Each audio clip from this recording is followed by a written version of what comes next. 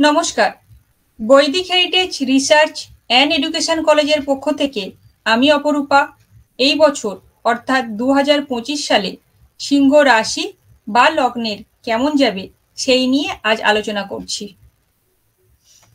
অনেক বেশি tension oh চাপের মধ্য দিয়ে এই বছরটা আপনাদের শুরু হয়েছে, কিন্তু সেই টেনশন ও চাপের মধ্যে থাকার পরেও এমন কিছু স্থায়ী প্রাপ্তি আপনার হবে যেটা অনেক দিন ধরে আপনি চাইছিলেন বা তার অপেক্ষায় আপনি ছিলেন। তবে সেই প্রাপ্তি হওয়ার পরেও আপনি কতটা খুশি হবেন সেটা নির্ভর করছে সম্পূর্ণ আপনার জন্মছকের উপর। তবে শুধু প্রাপ্তিই নয়, কিছু জিনিস আপনাকে হারাতে হবে যার জন্য আপনি প্রস্তুত ছিলেন না। সেই হারানো এবং প্রাপ্তির মাঝখানে আপনার মন কতটা ভালো থাকবে বা মন্দ থাকবে সেটা নির্ভর করছে আপনার জন্মছকের উপর। এই বছর অনেক গুরুত্বপূর্ণ সাফল্য আপনাকে বাধা বিপত্তির মধ্য দিয়ে পেতে হবে। অনেক ক্ষেত্রে সেই প্রাপ্তি পেতে আপনার দেরি হবে। ব্যবসার ক্ষেত্রে বা কর্মক্ষেত্রে যারা যুক্ত আছেন তাদের সেই ব্যবসা এবং কর্ম থেকে সমস্যার সম্মুখীন বা অসুবিধায় পড়তে হবে। যারা বিবাহিত মানুষজন তাদের ক্ষেত্রে স্বামী এবং স্ত্রীর আচরণের ক্ষেত্রে একে অপরকে মেনে নেওয়া খুব দুঃসাধ্য হয়ে যাবে। কিন্তু আমরা তো সাংসারিক জীব, তাই স্বামী এবং স্ত্রীর আচরণে যতই বৈষম্য থাক তাদেরকে নিয়ে আমাদেরকে মানিয়ে সংসারে চলতে হবে। যে কোনো নতুন কিছু এই বছর শুরু করলে সেটা আপনাকে ভবিষ্যতে আপনাকে অগ্রগামী করবে এবং নতুন দিক খুলে দেবে এবং তার থেকে আপনি লাভবান হবেন। তবে সেই লাভবান হওয়ার পরেও এমন কিছু দিক থাকবে যার জন্য আপনাকে বঞ্চনার শিকার হতে হবে। এত চাপ, এত টেনশনের মধ্যে থাকার পরেও মে মাসের পর থেকে অনেকাংশে দেখবেন আপনাদের পক্ষে সমস্যা অনেকটা সমাধানের পথ দেখতে পাচ্ছেন। অর্থাৎ সময়টা আপনাদের পক্ষে যাচ্ছে, কিন্তু সেটা কতটা আপনার পক্ষে যাবে সেটা নির্ভর করছে সম্পূর্ণ আপনাদের জন্মছক অনুযায়ী। যারা সন্তানের পিতা এবং মাতা তাদের ক্ষেত্রে আমি বলবো, আপনারা সব সময়ের জন্যই চিন্তা করেন যে সন্তানের থেকে আমরা সুখ লাভ করব। তবে এই ক্ষেত্রে এই বছরের জন্য আপনারা সন্তানের আচরণে এমন কিছু অসাম্যতা লক্ষ্য করবেন যার জন্য আপনাকে দুঃখ পেতে হবে।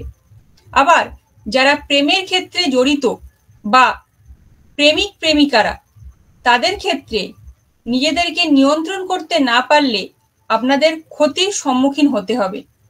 আপনারা বরাবরই কর্ম এবং কর্তব্য পরায়ণ মানুষ এবং কর্ম এবং কর্তব্য নিয়ে চলতে আপনারা ভালোবাসেন, কিন্তু কিছু কিছু ক্ষেত্রে এই বছরে এমন কিছু গাফিলতি আপনাদের কর্মের মধ্যে থাকবে যার জন্য আপনাদের সমস্যা বাড়বে। সময়টাকে মনে রাখবেন, 14ই জুলাই থেকে 15ই আগস্টের মধ্যে এমন কিছু আপনাদের সাথে ঘটবে যা আগে কোনোদিনও ঘটেনি বা সেই নিয়ে আপনারা কোনোদিনও ভাবেননি যে আপনাদের সাথে এমন কিছু ঘটনা ঘটতে পারে। আপনাদের এই বছর এমন কিছু সাফল্য আসবে যা অবশ্যই আপনি আগে যে কর্ম করে এসছেন তার উপর নির্ভর করছে। অর্থাৎ পূর্বে কোনো কর্ম করে এসছেন, সেই কর্ম থেকে এখন আপনি সাফল্য পাচ্ছেন। আবার কিছুক্ষণ আগেই আমি আপনাদের বলেছি যে এখন যদি আপনারা কোনো কর্ম করেন তা ভবিষ্যতে ফল দেবে, আপনাকে অবশ্যই উন্নতির রাস্তা খুলে দেবে। অর্থাৎ এই মুহূর্তে আপনারা যে ফলটা পাবেন সেটা আপনার আগের কর্ম, এবং এখন যদি আপনারা নতুন কর্মক্ষেত্রে যুক্ত হন বা নতুন কোনো কাজ করেন তা আপনাকে ভবিষ্যতে ফল দেবে। শিক্ষার ক্ষেত্রে যথেষ্ট সমস্যা আপনাদের ক্ষেত্রে আছে, কিন্তু সেই সমস্যা থাকলেও যারা উচ্চ শিক্ষা বা মাধ্যমিক, উচ্চ মাধ্যমিক বা গ্রাউন্ড লেভেলে যারা পড়াশুনো করছেন তাদের শিক্ষার দিকটা সমস্যা থাকলেও উন্নতি হবে, এবং ঠিক কতটা উন্নতি হবে সেটা নির্ভর করছে আপনার জন্মছকের উপর। কর্মক্ষেত্র বা যে কোনো ক্ষেত্রে অন্যান্য বছরের তুলনায় এই বছর যোগাযোগের পরিমাণ অনেকটা বেশি পরিমাণে বাড়বে। তার ফলস্বরূপ আপনারা অর্থনৈতিক স্থিতিশীলতা না থাকলেও অর্থের আগমন যথেষ্ট আপনার বৃদ্ধি পাবে। তবে সেই অর্থের আগমনের ক্ষেত্রে আপনারা কতটা খুশি হবেন এবং এই যোগাযোগ বৃদ্ধি পাওয়াটা আপনাদের কতটা খুশি করবে তা নির্ভর করছে সম্পূর্ণ আপনার জন্মছক অনুসারে। অন্যের জন্য কিছু করার মানসিকতা সবসময় আপনাদের মধ্যে রয়েছে, অর্থাৎ পরোপকারী মানসিকতা আপনাদের মধ্যে বর্তমান। যদি কেউ কোনো সমস্যায় থাকেন, সবসময় আপনারা সিদ্ধহস্ত যে তাদের উদ্ধার কার্যে আমি এগিয়ে যাব। কিন্তু এই বছর আপনি যতই পরোপকারী মানসিকতা দেখান, কৃতজ্ঞতা আপনি পাবেন না। পরিবর্তে আপনি অসম্মানিত বোধ করবেন। অনেক ক্ষেত্রে আপনি যতটা কৃতজ্ঞতা লাভের আশা করছেন, সেই পরিমাণ কৃতজ্ঞতা না পাওয়ার জন্য আপনি অসম্মানিত বোধ করবেন। কর্মব্যস্ততা আপনাদের চিরচরিত স্বভাব। বিভিন্ন রকম কর্মে আপনারা নিজেদেরকে সব সময়ের জন্য নিয়োজিত রাখতে চান। এই বছরও তার কোনো ব্যতিক্রম হবে না। কিন্তু সেই কর্মব্যস্ততার মধ্যে আপনি ঠিক কতটা নিজেকে নিয়োজিত রাখতে পারবেন এবং সেই কর্মব্যস্ততা আপনার শরীর এবং মনের উপর কতটা প্রভাব বিস্তার করবে সেটা নির্ভর করছে সম্পূর্ণ আপনার জন্মছকের উপর। যারা সাংসারিক তাদের ক্ষেত্রে বলবো, সমস্ত সম্পর্ক আপনারা ধরে রাখতে বা সঙ্গে নিয়ে চলতে পছন্দ করেন, কিন্তু এই বছর যারা বিবাহিত তাদের ক্ষেত্রে শ্বশুরবাড়ির সঙ্গে সুসম্পর্ক বজায় রাখা অনেক বেশি সমস্যা সম্মুখীন আপনাদেরকে করবে। অর্থাৎ কিছু কিছু ক্ষেত্রে মত পার্থক্য বা মতবিরোধ এমন সমস্যার সম্মুখীন করবে যার জন্য আপনি সমস্যায় পড়বেন। ফলে তাদের সাথে সম্পর্ক ধরে রাখা আপনার ক্ষেত্রে সম্ভব হবে না।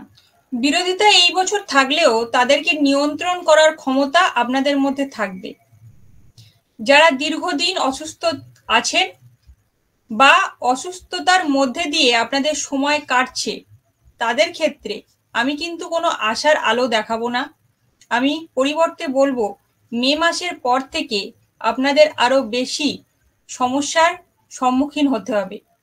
এই মুহূর্তে আপনাদের শারীরিক বা মানসিক অবস্থা যতটা ভালো আছে, মে মাসের পর থেকে আপনারা বেশি ক্ষতিগ্রস্ত হবেন আপনাদের শারীরিক এবং মানসিক দিক থেকে। আবার যারা আধ্যাত্মিক জগতের সঙ্গে যুক্ত আছেন, তারা যদি মনে করেন এই বছর আপনারা দীক্ষা গ্রহণ করবেন বা নিজেকে আরো আধ্যাত্মিকতার সাথে যুক্ত করবেন, এই সময়টা আপনাদের জন্য অনেক বেশি ভালো নিজেদেরকে আধ্যাত্মিকতায় নিয়োগ করার জন্য। সর্বোপরি বলি, এই বছরটা আপনাদের যতই ভালো বা মন্দের মধ্য দিয়ে কাটুক না কেন, যত আপনারা এই মন্দ জিনিসটাকে ভালোর মধ্য দিয়ে নিতে পারবেন, ততটাই আপনারা নিজেদের জীবনে সার্থকতা পাবেন। এবং সেই খারাপ ঘটনাগুলোকে আপনারা কিভাবে নিচ্ছেন এবং সেই খারাপ ঘটনার সাথে আপনারা কিভাবে চলছেন এবং সেই জিনিসটাকে আপনারা ভালোভাবে নিয়ে এই বছরটাকে অতিক্রম করছে, সেই মানসিকতা নির্ভর করবে সম্পূর্ণ আপনার জন্মছক অনুযায়ী। তাই ভালো থাকবেন, সুস্থ থাকবেন। ধন্যবাদ।